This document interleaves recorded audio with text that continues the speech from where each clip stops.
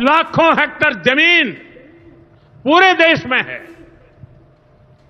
इस जमीन, इस प्रॉपर्टी से गरीब का, बेसहारा महिलाओं बच्चों का भला होना चाहिए था और आज ईमानदारी से उसका उपयोग हुआ होता तो मेरे मुसलमान नौजवानों को साइकिल के पंक्चर बनाकर के जिंदगी नहीं गुजारनी पड़ती।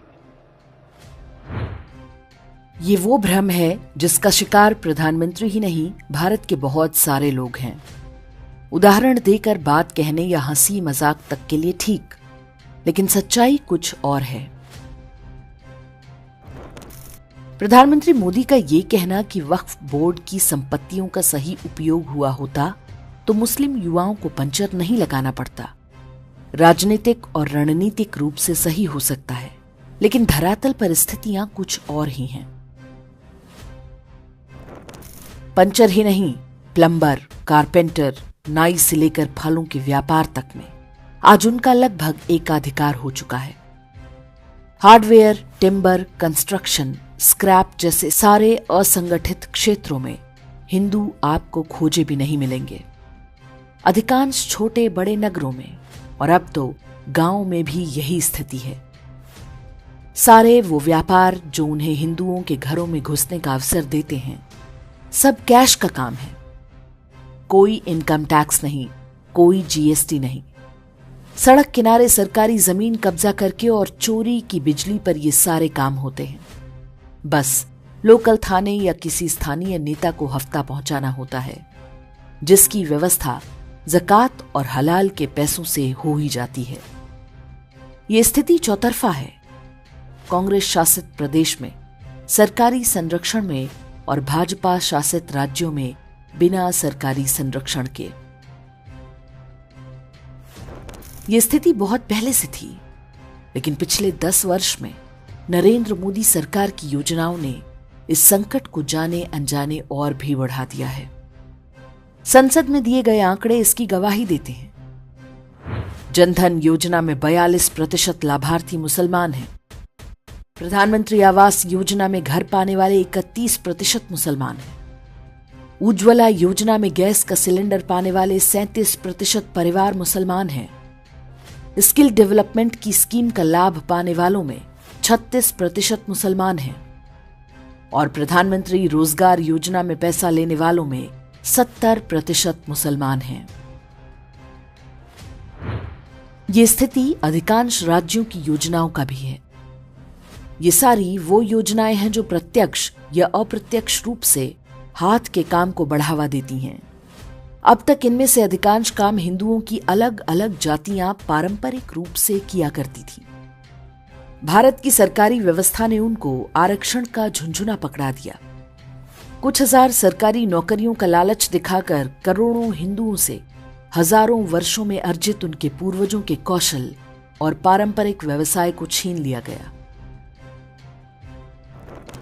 और अब हिंदुओं के ही टैक्स के पैसों से वे सारे व्यापार उस वर्ग विशेष को ट्रांसफर किए जा रहे हैं जो पहले ही ये कहकर 2 देश ले चुका है कि वे हिंदुओं के साथ नहीं रह सकते।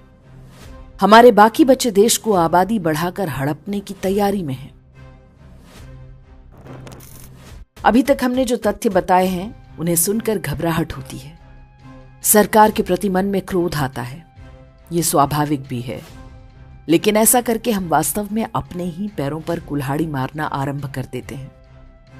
मोदी सरकार को कोसने से कोई लाभ नहीं।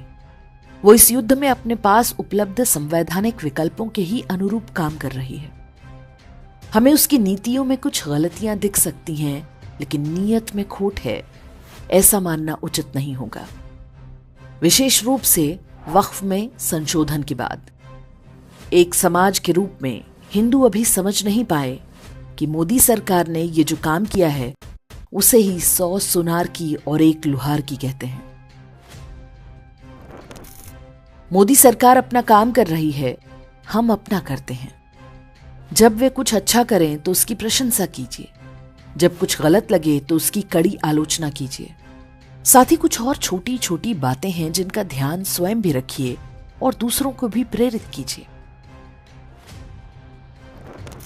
फल सब्जियों से लेकर हर छोटा बड़ा सामान बहुत सोच समझकर और अपनी पहचान पक्की करके खरीदें। इलेक्ट्रीशियन, प्लम्बर, बढ़ई और लोहार जैसे सारे काम आस्था के आधार पर लगवाएं। थोड़े महंगे हों तब भी, थोड़े अनरिलायबल हों तब भी, थोड़े कम गुणवत्ता दें तब भी, समय पर काम ना करते हों तब भी। वक्फ और हलाल की अर्थव्यवस्था को बढ़ावा देने वाले हर उत्पाद का बहिष्कार करें, चाहे वो स्वयं को आपका हमदर्द बताए, हिमालय के नाम पर अपनी मार्केटिंग करे। हर उस व्यक्ति और समूह का बहिष्कार कीजिए जो आपके समाज, धर्म और देश पर कुदृष्टि रखता है। हमें लाइफ साइकिल कॉस्ट की अवधारणा को समझना चाहिए।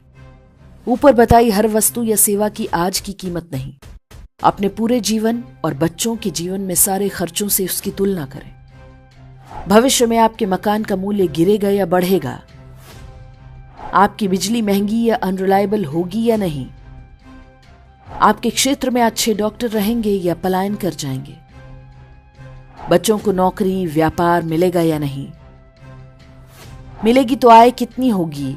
ये सब इस पर निर्भर करेगा कि आज आपने घर का नल किससे ठीक कराया या आप फल सब्जियां किससे खरीदते हैं। रही बात पंचर की, तो ये कोई खराब काम नहीं है। अपने पास पड़ोस में थोड़ा खोजबीन करें, कोई ना कोई हिंदू पंचर वाला भी मिल जाएगा। वो कुछ दूर हो तो भी प्रयास करें कि उसी से पंचर लगवाएं।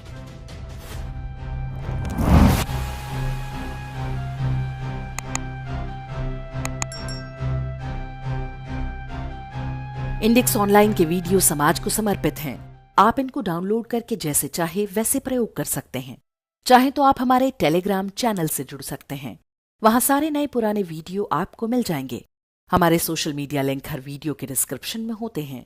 हमारा एकमात्र उद्देश्य हिंदू समाज को जागृत और एकजुट करना है। इसमें सहभागी बने। धन्यवाद।